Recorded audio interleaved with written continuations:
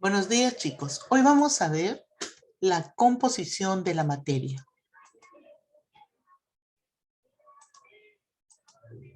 Composición de la materia. La materia es todo lo que ocupa un lugar en el espacio, ¿sí? Es aquello que tiene masa, que tiene volumen, que tiene densidad. Es decir, que podemos medirla, ¿sí? Podemos observarla. Si sabemos que la materia, el aire es materia, pero podemos decirnos, pero no se ve. Sí, no se ve, pero la podemos sentir mediante el viento, la podemos tener en cuenta si está encerrado en un depósito, como por ejemplo una botella, ¿sí? La materia se forma a partir de los átomos. La unión de átomos forma moléculas, la unión de moléculas, partículas, y dando origen también al cuerpo, ¿no?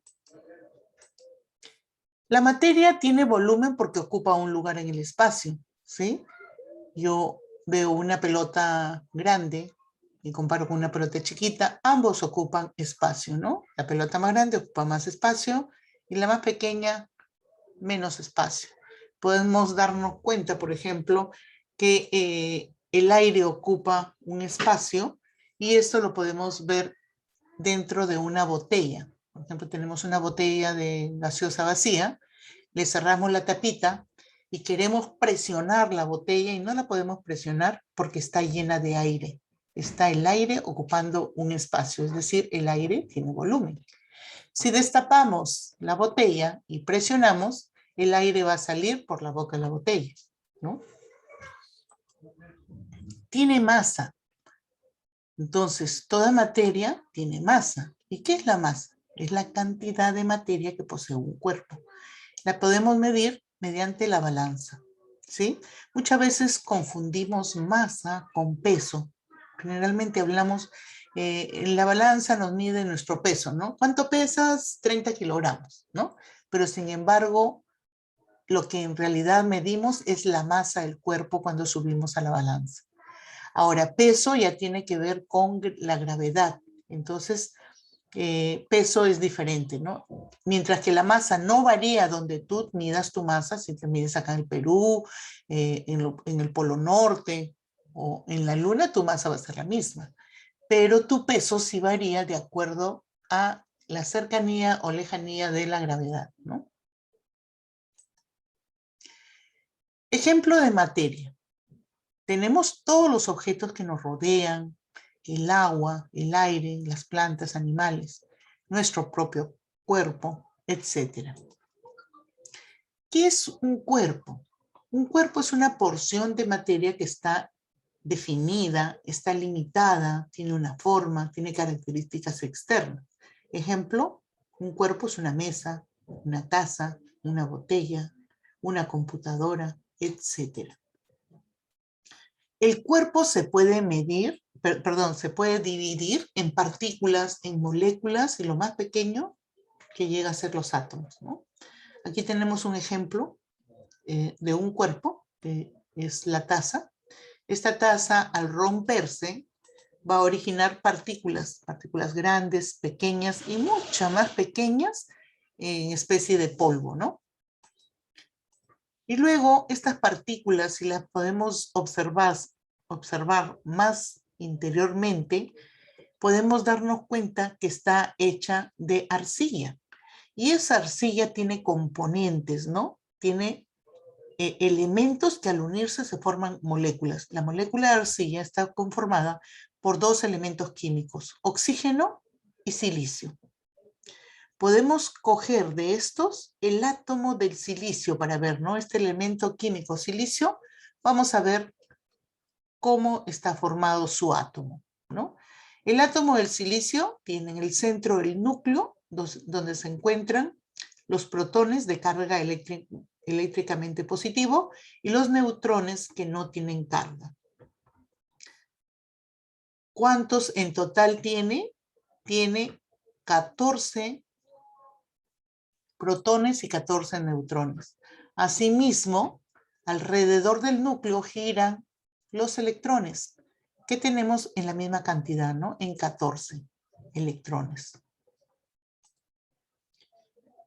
Vamos a ver qué es el átomo. El átomo es la partícula más pequeña de la materia. Es tan pequeña que no la podemos ver a simple vista. El átomo tiene una estructura, se dice el átomo es indivisible, pero sí podemos ver cómo es la estructura del átomo. El átomo se divide en dos partes. Una parte que es el núcleo y la otra parte que es la corteza o nube electrónica. En el núcleo podemos encontrar a los protones que tienen carga positiva, carga eléctrica positiva, y los neutrones que no tienen carga eléctrica, ¿no? Luego tenemos en la nube electrónica o corteza, tenemos a los electrones. Estos electrones giran alrededor del núcleo en forma veloz, muy rápido, que forma unas órbitas, ¿no? Bien, son partículas que tienen carga eléctricamente negativa, giran velozmente alrededor del núcleo y ahí podemos ver que forman una especie de órbitas. Aquí podemos ver la estructura del átomo del carbono. Muy bien, el átomo del carbono tiene un número atómico que es 6. Ese número atómico 6 determina la cantidad de protones que tiene y la cantidad de electrones. La cantidad de protones es igual a la cantidad de electrones. Entonces el número atómico del carbono es 6, que es igual al número de protones 6 y es igual al número de electrones 6. Muy bien, aquí vemos en el centro, tenemos a los protones que tienen carga eléctrica positiva y tenemos a los neutrones que no tienen ninguna carga, los que están en las bolitas de rojo. Muy bien, eso viene a ser la parte del núcleo. Entonces el núcleo está formado por los neutrones que no tienen carga y por los protones de carga eléctricamente positiva. Alrededor del núcleo giran los electrones que tienen carga eléctrica negativa, ¿no? Y a esta zona la llamamos nube electrónica o corteza. Elementos químicos y su simbología. En la tabla periódica o tabla de Mendeleev, este científico ruso se encargó pues de ordenar todos los elementos químicos, ¿no? Y la tabla periódica pues ayuda para que tú reconozcas los elementos químicos que se han encontrado tanto en la naturaleza como han sido creados en forma artificial en un laboratorio. Y aquí podemos pues ver, se les ha puesto, aparte de su nombre, su símbolo químico, su número atómico, su peso atómico de cada elemento químico. Entonces, vuelvo a decir que en la tabla periódica se han agrupado los 118 elementos químicos que han sido encontrados, ¿no? La mayoría de ellos se encontraron en forma natural en la Tierra y otros dije que se obtuvieron de forma artificial en los laboratorios mediante procesos nucleares. Los elementos químicos que podemos observar en la tabla periódica se representan mediante símbolos químicos, que son abreviaturas de su nombre. Algunos con una sola letra mayúscula, otros con dos letras, una mayúscula y la segunda minúscula. Muchas veces de estas, como ya hay nombres químicos con una letra, entonces se utilizan dos letras. Generalmente, la primera letra, que es que tiene que ver con el inicio del nombre, y la segunda letra que viene a ser la segunda letra del nombre o a veces la tercera. Y a veces también no se encuentran en español, sino en latín, y entonces cambia la letra inicial con respecto al nombre que conocemos, ¿no? Por ejemplo, tenemos aquí algunos símbolos químicos que representan al carbono, que es la C, al calcio, como ya existe la C, entonces el calcio toma en cuenta la primera letra del nombre con la segunda. Entonces la primera va con mayúscula y la segunda con minúscula. El cadmio, como ya existe el calcio, la primera y segunda letra, entonces coge la tercera letra, la C y la D. La primera letra de la palabra y la tercera que es la D. ¿Por qué? Porque ya existe la A, que era la segunda, ¿no es cierto?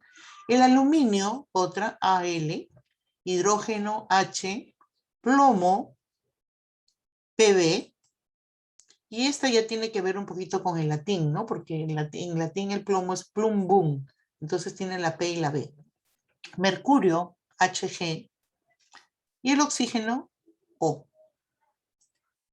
En algunos nombres, los elementos químicos les dije que podían estar en latín, que es el idioma internacional.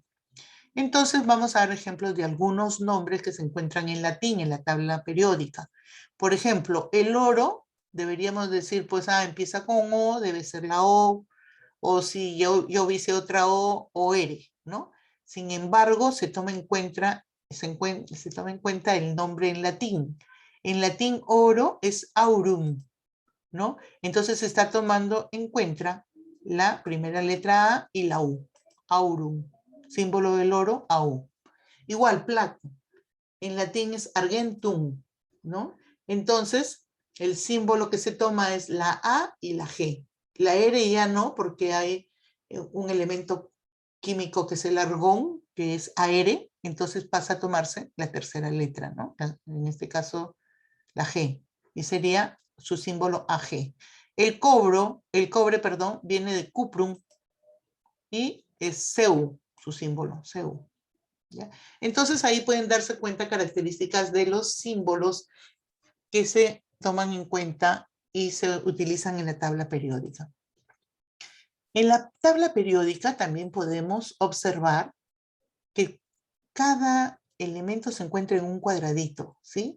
Generalmente en la tabla periódica, en la parte superior, hay un cuadradito donde señalan qué es lo que tiene en grande, para que se puedan las personas saber, qué es lo que se coloca en la tabla periódica. Aquí pues viene la masa atómica, viene cuáles son las valencias, etcétera. Entonces solamente nosotros vamos a tener en cuenta es el número atómico. Bien, el número atómico, en este caso puede estar aquí a la izquierda, en otras tablas a la derecha. Eso es, tú tienes que leer al inicio dónde se encuentra el número atómico y reconocerlo, si está a la izquierda o a la derecha. Eso no tiene nada que ver con lo que no varía, ¿no? O sea, vamos a ver, por ejemplo. Si vemos en la tabla periódica el carbono, vamos a encontrar este número, como les dije, a la izquierda o a la derecha, y eso se llama el número atómico. Este número atómico nos va a indicar la cantidad de protones que tiene el elemento químico, en este caso el carbono. Si su número atómico es 6, significa que tiene 6 protones, que es la carga eléctrica positiva, tiene 6 electrones. Siempre la cantidad de protones va a ser igual a la cantidad de electrones. Y muchas veces también con la cantidad de neutrones. Entonces, el número atómico es el número de protones contenidos en el núcleo del átomo. En un átomo, el número de protones es igual al número de electrones. Siempre va a ser igual. Entonces, número atómico es igual al número de protones y esto es igual al número de electrones. Ejemplo, el carbono, ¿sí? Su símbolo químico es el C, la C, y tiene 6 números de protones, tiene 6 números de electrones, y ahí lo tenemos, ¿no? Y también tiene 6 números de neutrones. Representamos la estructura atómica de los elementos químicos. Miren ustedes esta tablita. Esta tablita nos muestra cuántos electrones tiene como máximo cada nivel, hasta el número 4. Existen más niveles, subniveles, ¿no? Pero solamente vamos a trabajar nosotros hasta el nivel 4. En el nivel 1, máximo se pueden colocar 2 electrones. En el nivel 2, el número máximo de electrones es 8. Pueden haber menos, pero más no. Si hubiesen más, ya se tocaría el tercer nivel. El tercer nivel máximo hay 18 electrones. Y el cuarto nivel, máximo 32 electrones. Esto hay que tener en cuenta para cuando nosotros hagamos nuestra estructura atómica o reconozcamos la estructura atómica de cualquier elemento químico. Representa la estructura atómica de los siguientes elementos químicos. Vamos a empezar con el oxígeno. El oxígeno, si lo buscamos en la tabla periódica, vamos a ver que su número atómico es 8, ¿no? Encontramos que el número atómico es 8. Entonces, ¿qué nos indica ahí? Que el átomo del oxígeno tiene 8 protones, 8 electrones y también tiene 8 neutrones. Vamos a realizar esta estructura atómica. Empezamos. Ahí está. La parte, la órbita que estamos tomando en cuenta, la primera, representa al núcleo. En el núcleo, ¿qué vamos a poner? Ahí van a ver 8 protones y van a ver 8 neutrones. Alrededor del núcleo van a girar los electrones. Y como hay 8 protones, entonces hay 8 electrones. Y los ubicamos. En la primera órbita sabemos que máximo pueden ir solo 2 electrones. Para completar los electrones del átomo del oxígeno, lo vamos a colocar en la siguiente órbita. Y la siguiente órbita me dice que máximo pueden haber 8. Pero como ya tenemos 2, nos faltarían solo 6. Y colocamos 1, 2, 3, 4, 5, 6. Muy bien, y ahí tenemos la estructura atómica del oxígeno. Igual vamos a hacer con el calcio, ¿no? Observamos en la tabla periódica el calcio y vamos a ver que el número de electrones que tiene es 20. También tiene 20 neutrones. Por lo tanto, tiene 20 electrones. Y empezamos a ubicarlos en las órbitas. En la primera órbita solamente van máximo 2. En la segunda órbita, máximo 8. Los ponemos 1, 2, 3, 4, 5, 6, 7, 8 electrones. Si sumamos 2 electrones más 8, ya hemos colocado 10. Entonces, en la siguiente órbita nos tocaría completar con los 10 que faltan. Y la tercera órbita podemos poner máximo hasta 18. Quiere decir que nos alcanza para poner los 10 en esa órbita. Y empezamos 1, 2, 3, 4, 5, 6, 7, 8, 9 y 10, ¿no? Contamos 10. 4, 6, 8, ahí están los 10 electrones. Sumamos 10 más 8, 18, más 2, 20. Así hemos mostrado, pues, cómo elaboramos la estructura atómica de los átomos, ¿no? O cómo está formada la estructura atómica de cualquier átomo, en este caso del oxígeno, hemos hecho ejemplo, y del calcio. Muy bien, chicos, una vez que ya hemos reconocido a la estructura atómica del átomo, ahora vamos a unir átomos para formar moléculas. Entonces, la molécula está formada por la unión de 2 o más átomos. Estos átomos pueden ser iguales, es decir, del mismo elemento, o también combinados de un elemento con otro elemento. Vamos a ver los tipos de moléculas. Dice, si las moléculas se forman por uno o más átomos del mismo elemento químico, se les denomina sustancias simples o también moléculas simples. Ejemplo, si yo uno un átomo de oxígeno con un otro átomo de oxígeno, entonces aquí, si hablamos de un átomo de oxígeno, estamos hablando de un gas, ¿sí?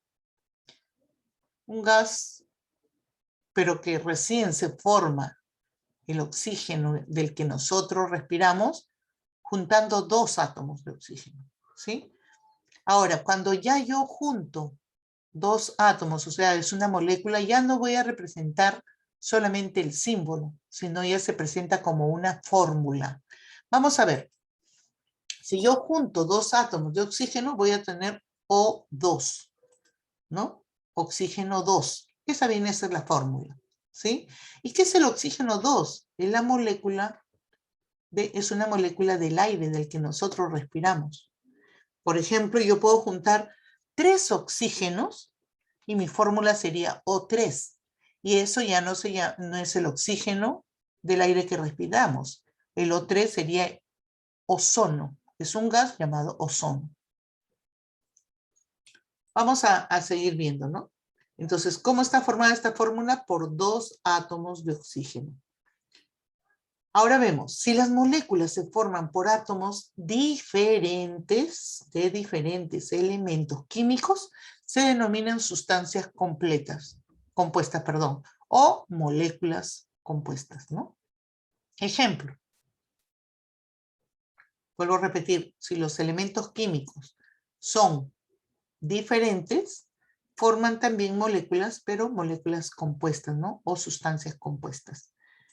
Vamos a ver, si yo, por ejemplo, uno elemento químico hidrógeno, que es un gas, otro elemento químico también que es hidrógeno, que también es un gas, y se junta con el oxígeno, chicos, miren, los tres son gases, el hidrógeno es gas, el oxígeno es gas, el hidrógeno es gas, pero cuando se juntan estos 3 elementos químicos, ya forma una molécula, que viene a ser la molécula del agua.